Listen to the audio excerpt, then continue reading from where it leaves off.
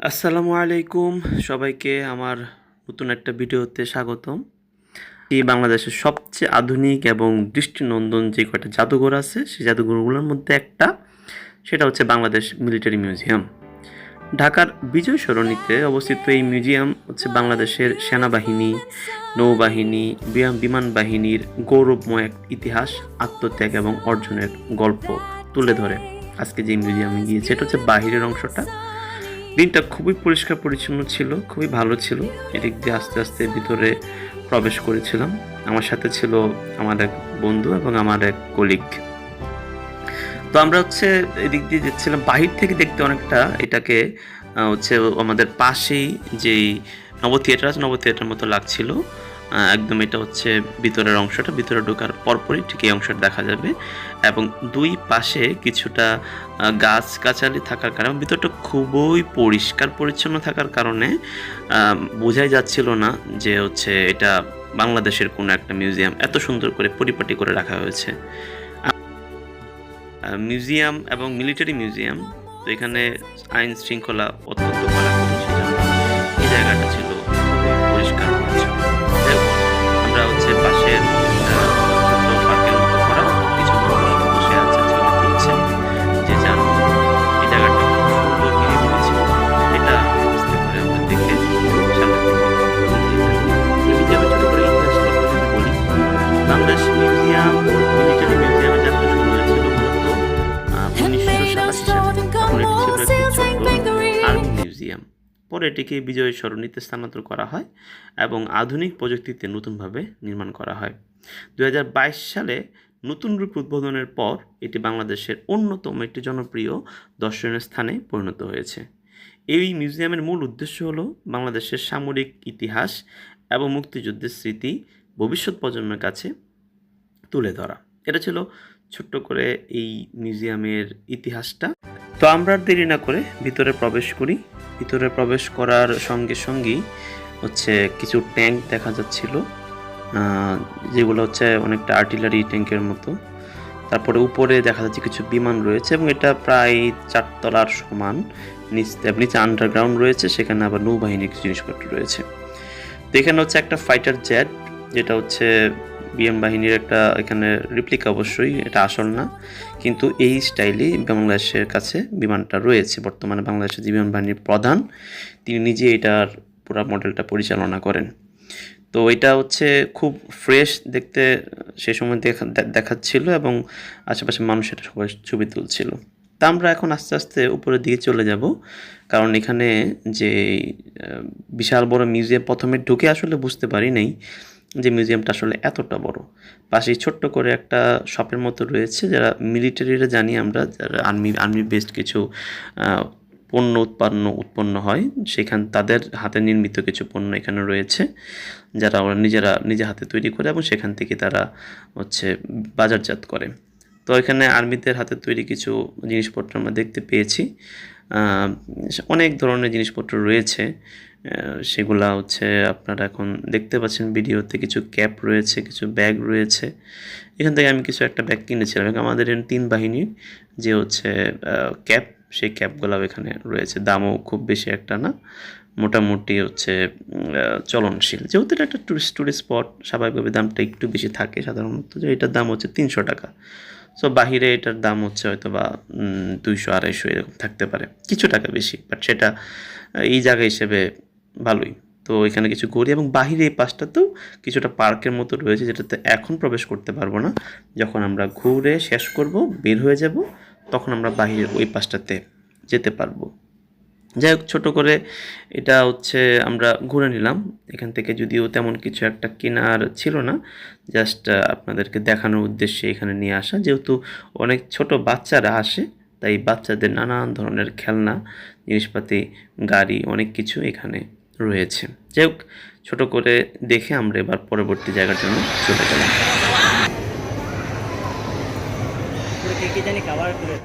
ঢোকার সঙ্গে সঙ্গে ফার্স্ট ফ্লোরে হচ্ছে এরকম সুন্দর করে একটা গ্লাস দেওয়া, বাইরে থেকে যেটাকে নব থিয়েটারের মতো দেখা যাচ্ছিল, সেটা ভিতর থেকে একেবারে সুন্দর বাহিরের একটা ভিউ পাওয়া যায়, অনেক বড় একটা অ্যাঙ্গেলে।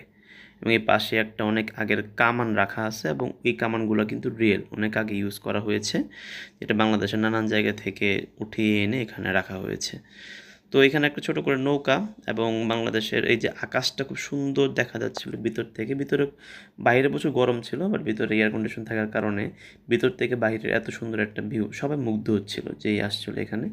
চারিদিকটা দেখে কেউ কেউ ছবি তুলতে চাচ্ছিল, কেউ দাঁড়িয়ে অনেকক্ষণ বসেছিল।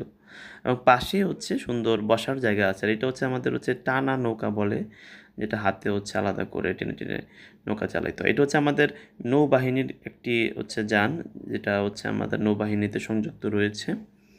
যার ফলে আমরা হচ্ছে এখানে ভিতরে একটু প্রবেশ করি, এখানে একটা আর্চার দেখতে পাচ্ছি, এটা একটা জাস্ট আইকন হিসেবে রাখা, এবং এখানে নানান ধরনের বন্দুক রয়েছে। সো আমাদের এখন পর্যন্ত বন্দুক ইতিহাস জানি আমরা অনেক পুরাতন।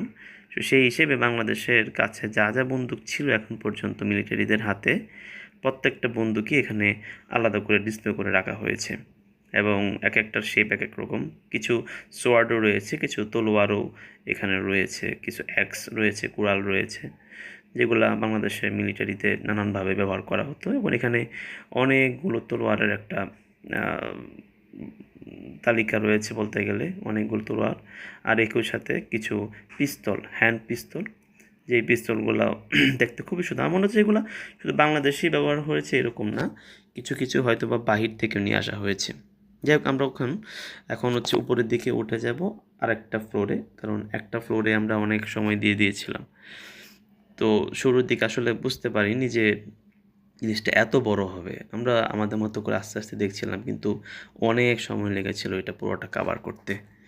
তো এখানে হচ্ছে কিছু কিছু বন্দুক রয়েছে এবং এই বন্দুকগুলার কিছু মডেল আলাদা করে রাখা, নিচেও ছিল কিছু বন্দুক।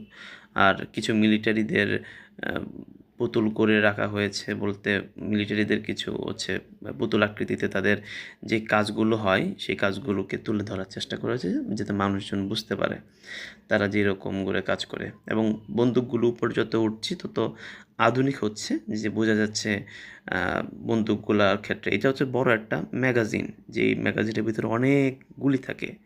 হ্যাঁ, এটা সাধারণত গুলি শেষ হয় না, শুয়ে শুয়ে এটাতে হচ্ছে গুলি করা যায় যুদ্ধ চলাকালীন সময়ে। তো এখানে বেসিক্যালি এই ফ্লোরটাতে ম্যাক্সিমাম বন্দুকের কালেকশন রাখা আছে, কোন সময় কোন জায়গায় কোন ধরনের বন্দুকটা ব্যবহার করা হয়েছিল। এবং আমরা দেখতে পাচ্ছি নানান ধরনের বন্দুক এবং কিছু মেশিন গানও দেখতে পাচ্ছি, যে মেশিন গানগুলো বাংলাদেশে সেনাবাহিনীতে হোক বা বিমান বাহিনীতে বা আর্মিতে বা নৌবাহিনীতে সংযুক্ত ছিল কোনো এক সময়। ইতিহাসটা পাশে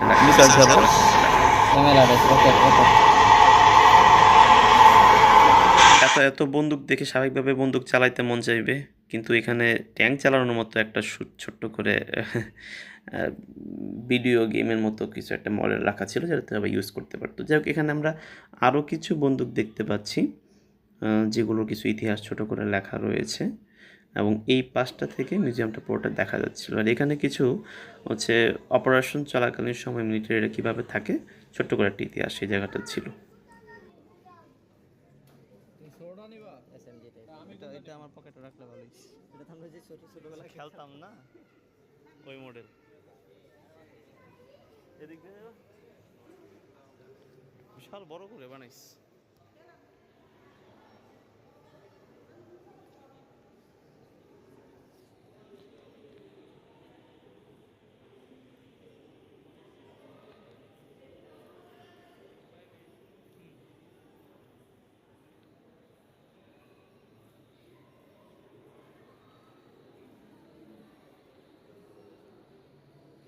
আমরা জানি আমাদের যুদ্ধের সময় মুক্তিযোদ্ধারা যুদ্ধ করেছিল, এবং এখানে তাদের কিছু একটা ছবি দেখানো হয়েছে যে মুক্তিযোদ্ধারা কীভাবে যুদ্ধ করেছিল।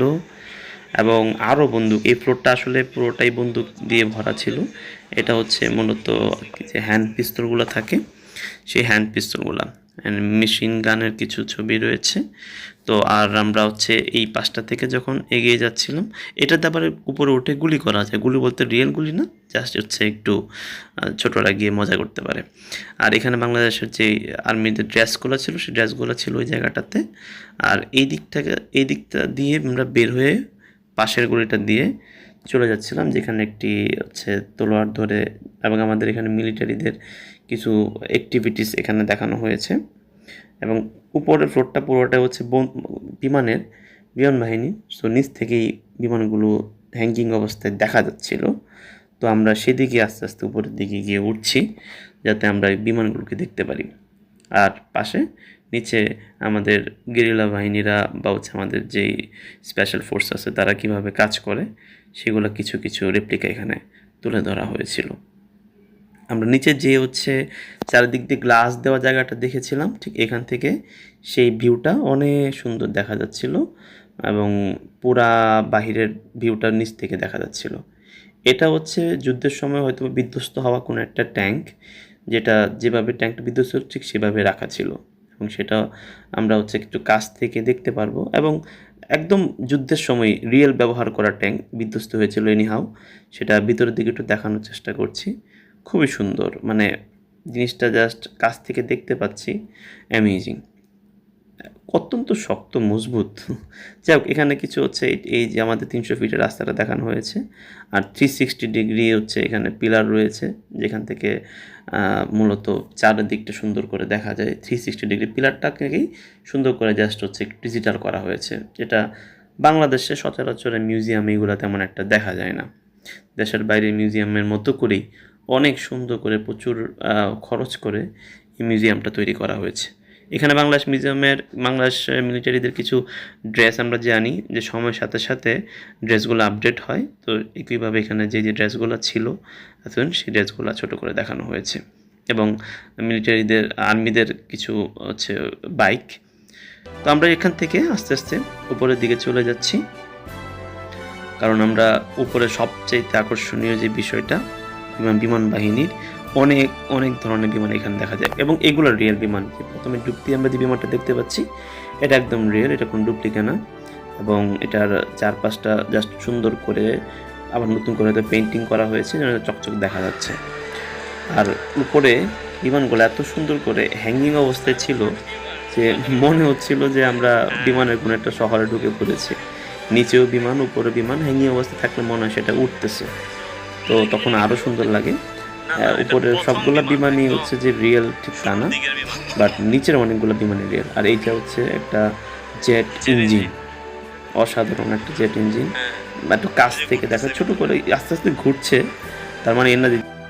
এখন আমরা দেখতে পাচ্ছি যে এটি একটি আসল জেট ইঞ্জিন, যা যুদ্ধ বিমানের সবচেয়ে গুরুত্বপূর্ণ অংশগুলোর একটি। জেট ইঞ্জিনের বেসিক্যালি মেন কাজটা হলো যে অত্যন্ত শক্তিশালী গতিতে বাতাসকে পেছনের দিকে বের করে বিমানকে সামনে এগিয়ে নিয়ে যাওয়া। এই প্রযুক্তির কারণে আধুনিক যুদ্ধবিমান ঘন্টায় শত শত কিলোমিটার আকাশে উঠতে পারে। 1988 সাল থেকে বাংলাদেশ মূলত জাতিসংঘের শান্তিরক্ষা মিশনে অংশগ্রহণ করে আফ্রিকা, মধ্যপ্রাচ্য সহ বিভিন্ন দেশে শান্তিরক্ষা নিষ্ঠা, সাহস এবং মানবিকতার পরিচয় দিয়েছে এবং সেই দেশগুলোর পতাকা এখানে কিছু কিছু তুলে ধরা হয়েছে। এটা হচ্ছে বাংলাদেশে কিছু মিসাইল, এবং সেই মিসাইলগুলো দেখতে দেখতে আজকে আমরা আমাদের বাংলাদেশ মিলিটারি মিউজিয়ামের এই পার্টটা শেষ করছি। দেখা হবে পরবর্তী নৌবাহিনীর পার্টে। আসসালামু আলাইকুম।